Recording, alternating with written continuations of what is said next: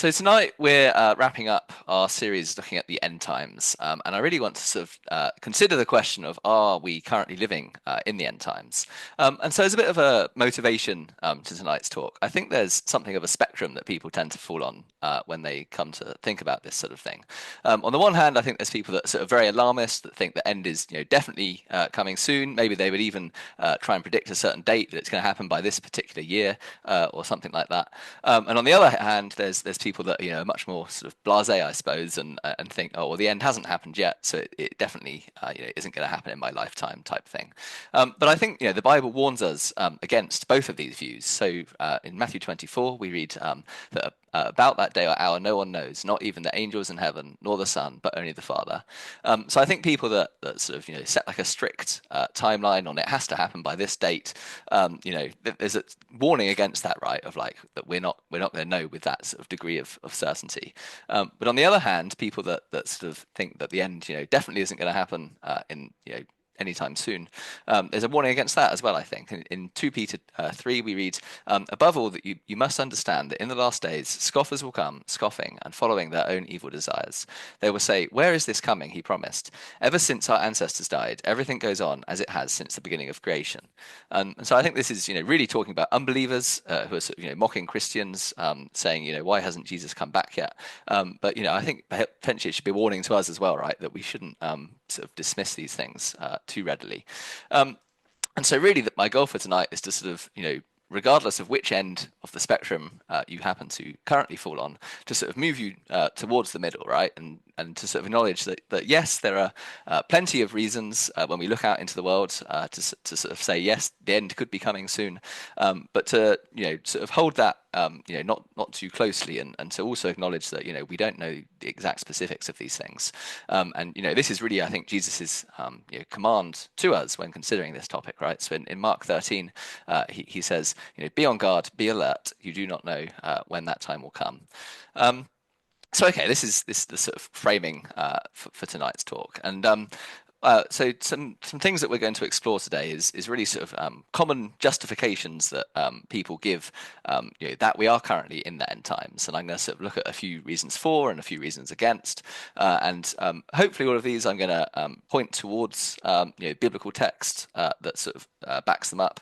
But just due to the nature of this topic, a lot of this is speculation beyond what the Bible says, and so it has to be taken with a grain of salt at the very least.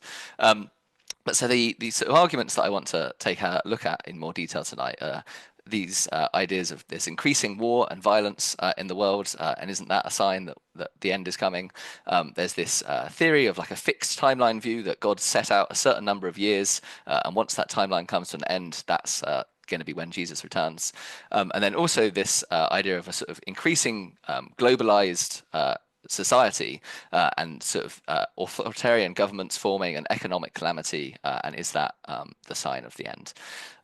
So yeah, I want to start with this idea of increasing war and violence, and people would often cite, the current events in Israel, tension between Western countries and Russia or China. But I think maybe it's worth asking ourselves, is war actually increasing? And so this graph here goes back to the 1400s, and it's showing the number of people that die in war per 100,000 people in the population. And you can see, roughly speaking, it's range bound, right? So it's not like it's just going up and up and up. It seems to just fluctuate as different wars happen, different events happen. And so while, sometimes we can look at the world today and think, isn't it a dreadful place? There's all this conflict going on. Don't think it's necessarily fair to say it's, majorly worse than previous points in history, right? And maybe you could make the case, well, deaths are falling because rather than having people on the front lines, we instead are turning to technology more and more in warfare. And certainly it is the case that certainly over the last decade or so, the actual number of conflicts, if you look at sort of the number of ongoing wars worldwide, that has been increasing, but not ridiculously sharply. And again, if you go back further in history, it's not unprecedented. And I think we need to be bearing in mind Jesus's words in Matthew 24, right, where he talks about the end, and he says that you'll hear wars and rumors of wars, but see to it that you are not alarmed. Such things must happen, but the end is still to come.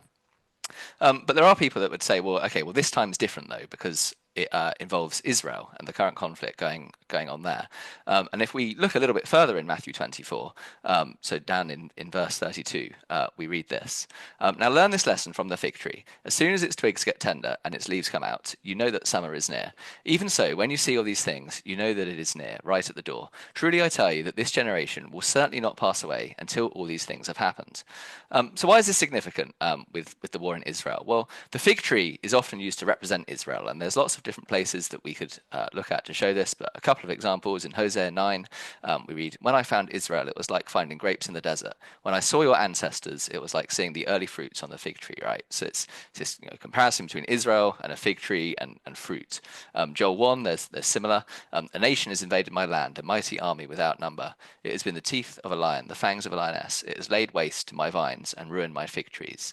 So this is talking about the destruction of Israel, and it's likening it to the destruction of fig trees, right? And so a lot of people interpret this passage in Matthew 24. What is the fig tree referring to here? Well, it's referring to Israel. And what does it mean for Israel to become tender? Well, people would make the case that it was the fact that it's recently reformed as a nation, right? So it declared its independence as a nation in 1948. In 1967, there was a six-day war where they took control of the Temple Mount, which is this significant location in Jerusalem. And so people sort of point at this as like, well, look, this is the event that was being talked about. And so then we go on to read that this generation will not pass away until these things have happened. But what does this generation mean? Well, clearly, it's not the people who were alive when Jesus was speaking, right? Because that was 2,000 years ago. They're clearly already dead. So some people would say, well, it's just talking about the spiritual generation, right? Like the church, which Jesus was kicking off 2,000 years ago. And so, we're still living in that generation, but it could go on for many, thousands more years potentially. But there are people that would argue that this generation is referring to the generation which sees Israel reform as a nation, right? Or in the Six-Day War. Like that generation, the people that were alive then, are also going to see the end. Which begs the question, well, what's the biblical definition of a generation? And there are multiple different definitions, really. In Numbers 32, we read about the Exodus generation, right, that were walking around in the wilderness. So we read that the Lord's anger burned against Israel, and he made them wander in the wilderness for 40 years, until the whole generation of those who had done evil in his sight was gone. Right, so this number of 40 years is often taken to be a generation. Some people would say sort of 84 years, and they take this from the idea that 7 sort of represents completeness in the Bible, and 12 represents like governmental issues, right? So like the 12 tribes of Israel, 12 apostles, and multiplying those together, you get 84. And conveniently, that roughly matches people's life expectancy. So some people would take that as a generation. And then there's also this definition in Genesis 6. This is just before the Noah's flood, and we read that the Lord said, "My spirit will not contend with humans forever, for they are mortal. Their days will be 120 years." And so people take this to be this like upper bound on human life expectancy. And certainly in the modern era, there's only been a single person who's ever been recorded to reach 120, who then died at 122. And if you look at all the oldest people, how long they lived, a lot of them died just before 120 years, right? So people sort of take this to be a generation as well.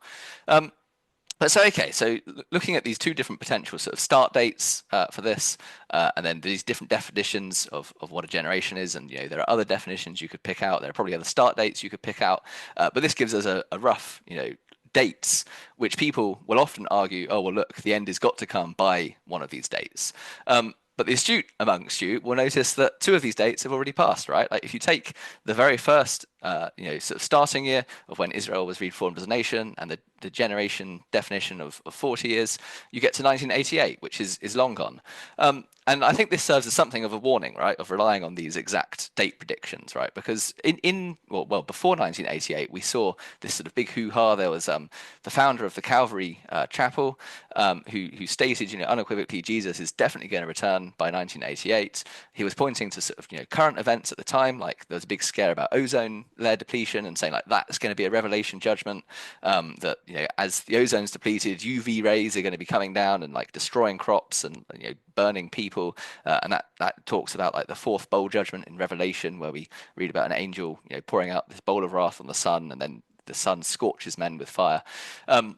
And there are all these reports and testimonies of like financial recklessness as well, of people saying, well, if the end's coming in 1988, we may as well take out loans, spend lots of money on credit cards and all the rest of it. And then clearly, the world didn't end in 1988. And so, while I think there is a biblical basis for this interpretation of Matthew 24 and of this idea that the fact that Israel has reformed is significant and points to potentially us living in the end times. I think pinning our hopes on a particular year and a particular date is probably a fool's errand in many ways. And you're really going on in Matthew 24, just after we read this. This is where we read that passage that about the day or hour no one knows, not even the angels in heaven, nor the Son, but only the Father, right? And so it's like even Jesus is warning us in this passage itself that we can't know the exact when.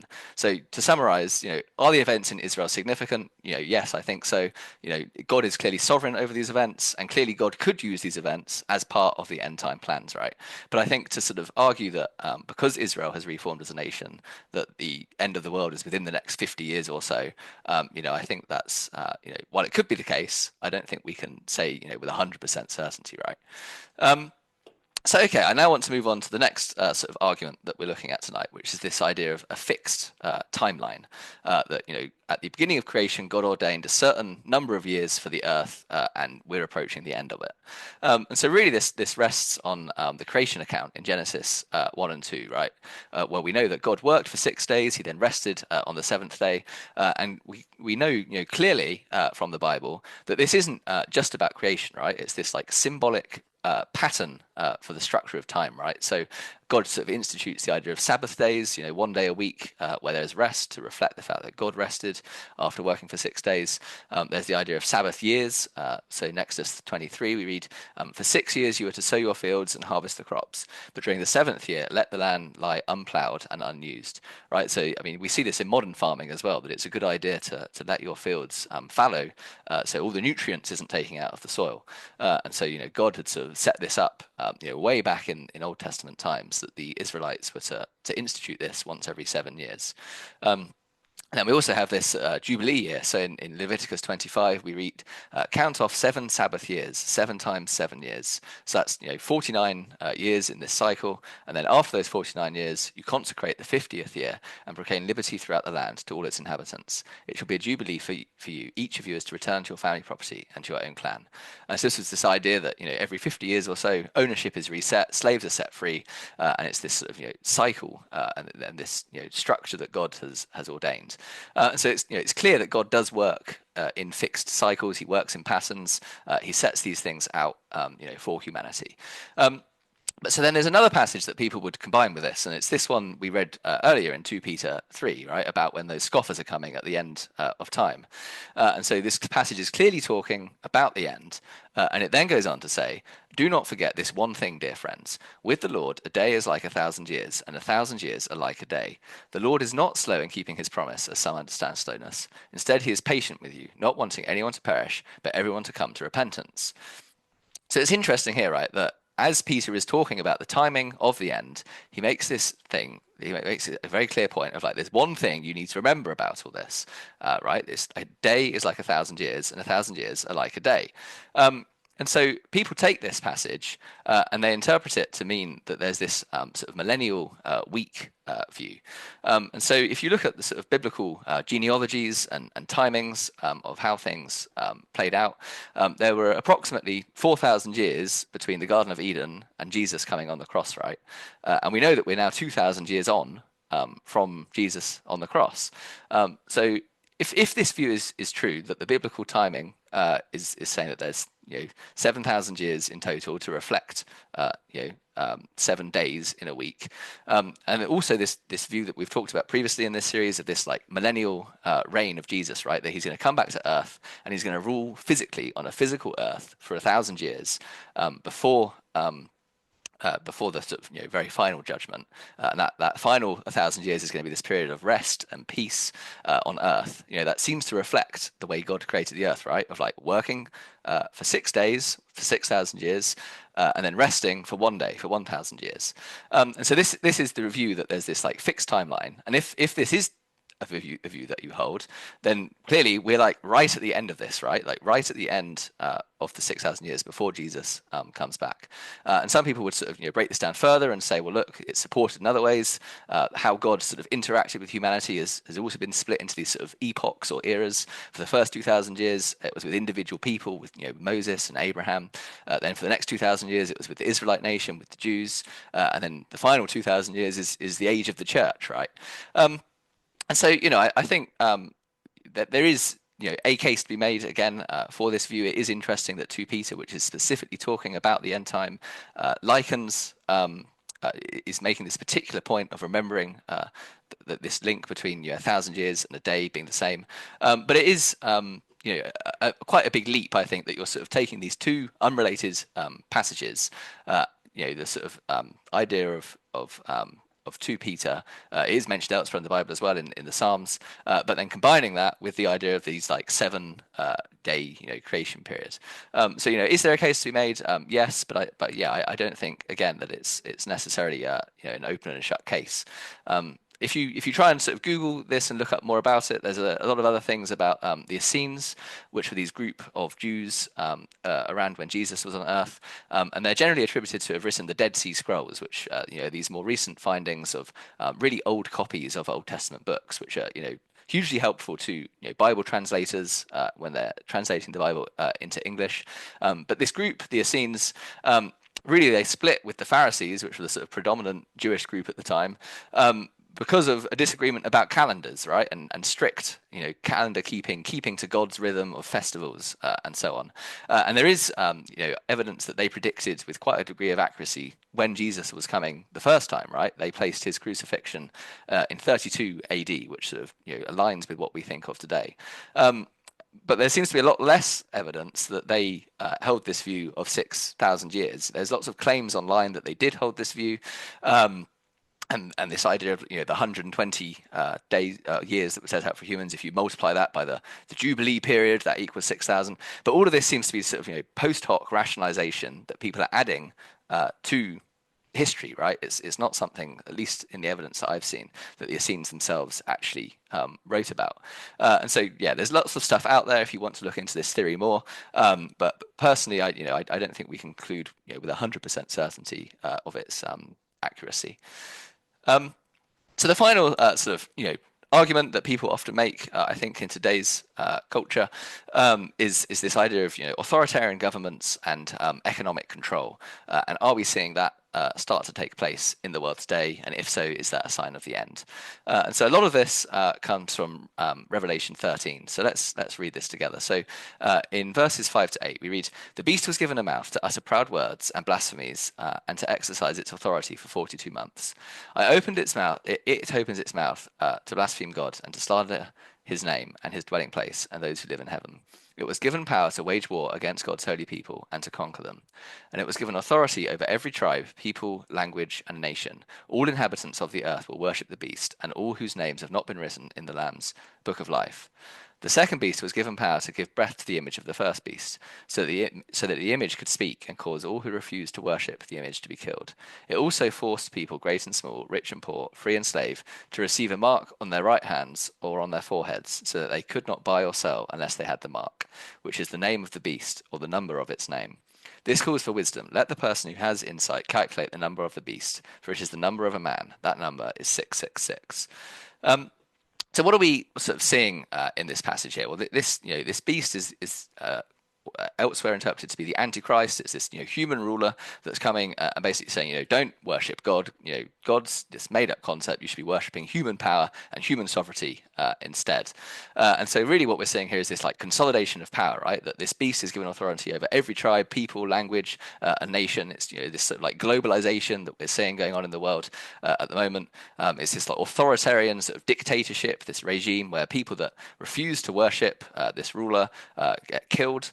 And then finally, there's this idea of sort of economic control, right? That if you don't get the mark, that you're unable to buy or sell or sort of to transact in the economy. And this is sort of interesting because how is this going to be enforced? Because if you imagined some people make the claim of, oh, it's going to be some microchip that's implanted into people and they have to use that to make like contactless payments almost or something like that. You could sort of imagine if it came about today. But if such a thing were to happen, how would a government enforce it, right? Because people would be trading amongst one another, sort of outside of government oversight. So the government would have to have some massive surveillance mechanism and enforcement mechanism to bring all this about. And so these are sorts of the things that we'd be looking for, right? Of consolidated power and surveillance. The surveillance, it seems, you could certainly make the case is coming about in today's world, right? Of massively increased data collection, AI, which can power these systems, cameras with facial recognition and gait recognition as well, which is how someone walks. So even if you manage to cover your face, even the way that you're taking footsteps, the way you move your legs, can single you out as an individual. This idea of consolidated power, people point to these sort of international organizations like the World Economic Forum, the European Union, the United Nations, and point these out as being these conglomeration of power. And this does also mirror a prophecy in Daniel about the end times, which is this statue of Nebuchadnezzar. And so the statue is made of sort of different metals, right? It's like the head is made of gold, and that is taken to represent Babylon, because Daniel was talking to King Nebuchadnezzar, and it was about the downfall of Babylon. And so that Babylon was then replaced by the Medo-Persian Empire, later in history by the Greek Empire, and then the Roman Empire. And so the legs, which are made of iron, are taken to represent Rome. But then there's this interesting point that the feet, which sort of a continuation of the legs of iron, the feet are made of a mixture of iron and clay, which is this sort of like brittle, fragile, conglomeration, right? And people take this to be like, well, look, what's going on in Europe, sort of centered around Israel and all the conflict that's going on there. Are there sort of nations coming together that's almost a continuation of the Roman Empire, the sort of Western nations forming these global alliances, but they're sort of fragile. There's tensions between the nations, which is represented by the iron and the clay being mixed together. And then in this prophecy, there's a final picture of this stone which comes and destroys the statue, and this is taken to be Jesus, right, coming at the end of time, and hitting these feet and shattering them apart.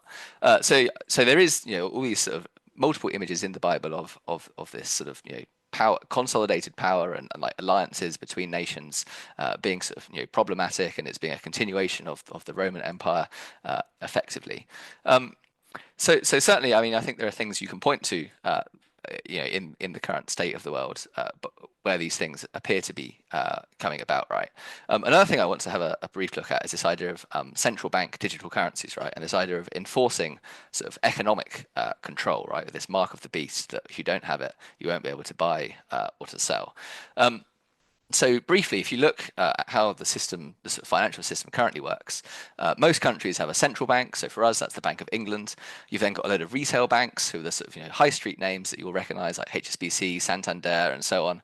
And then you and me, the general public, we have accounts with these retail banks. And so when we want to transact, really we're interacting with our banks, and then those banks interact with each other, and those banks themselves effectively have accounts with the Bank of England. I mean, this is a simplification, but this is the sort of general scheme. But there's also this sort of side channel, effectively, right, where we're able to trade with one another with physical cash, and that physical cash, people, the banking system has no knowledge of how it's being moved around the economy effectively.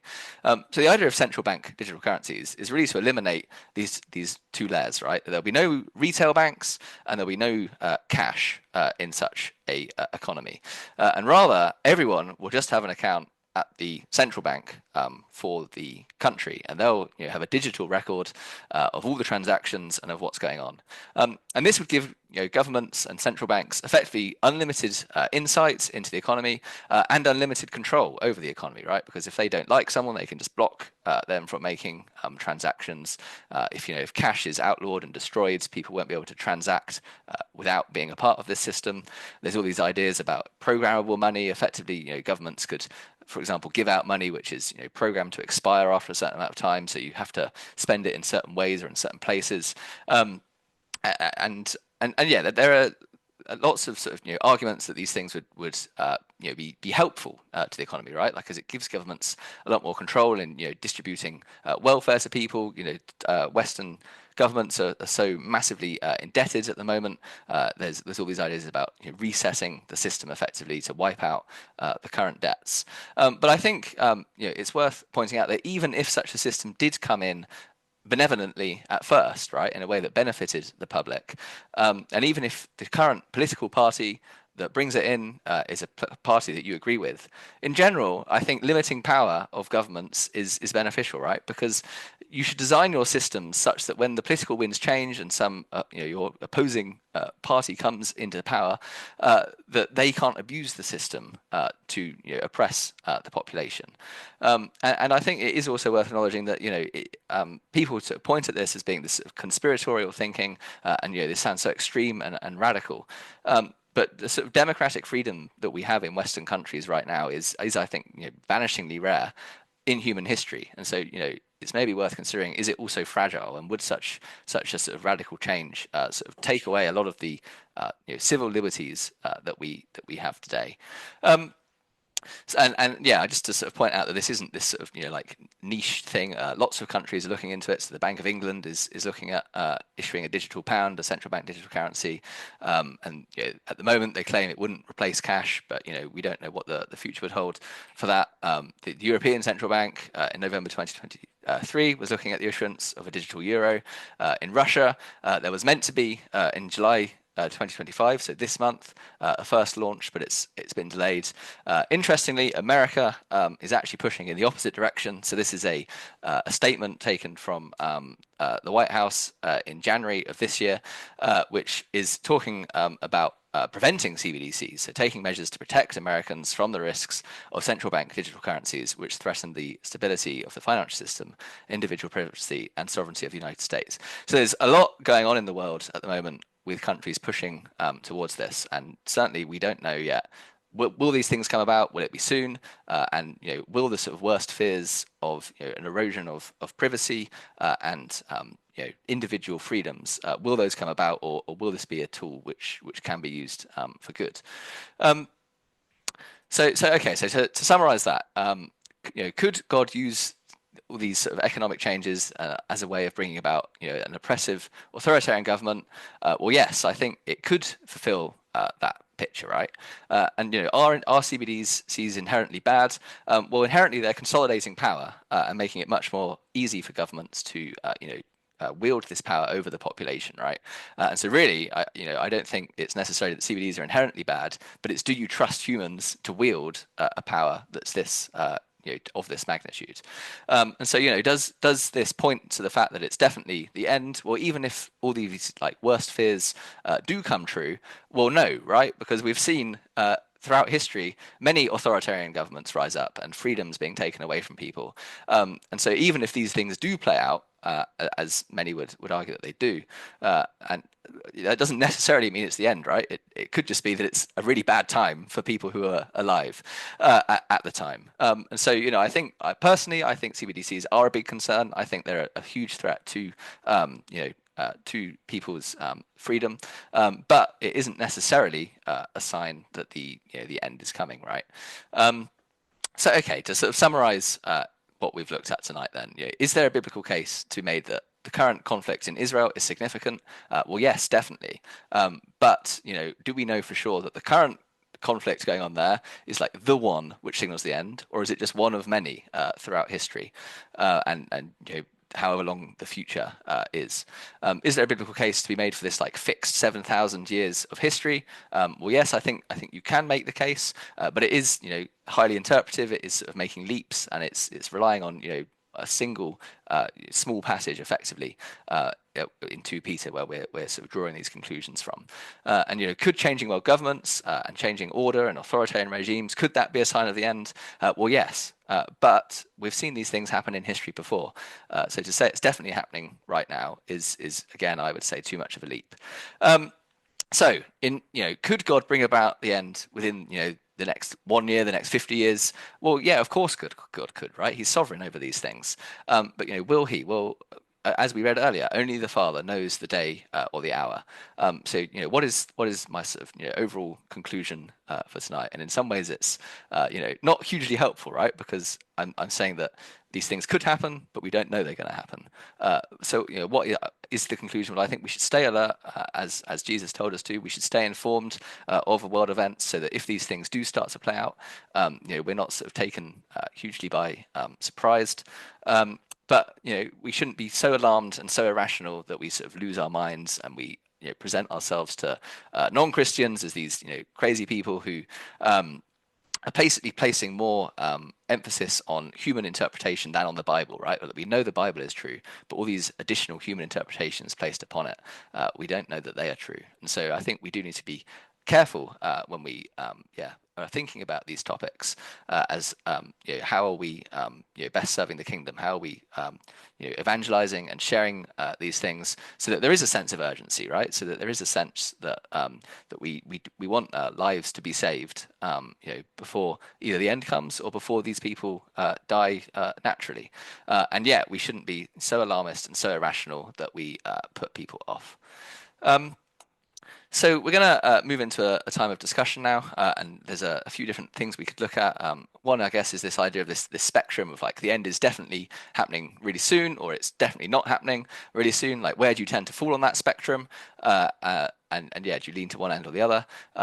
Any of the sort of ideas and arguments that I presented tonight, do you find any of them convincing? Does it move you towards one direction or to the other? And then finally, as a sort of reflection, on the series, what have you sort of taken away from our study of the end times, and have your views of the end changed at all?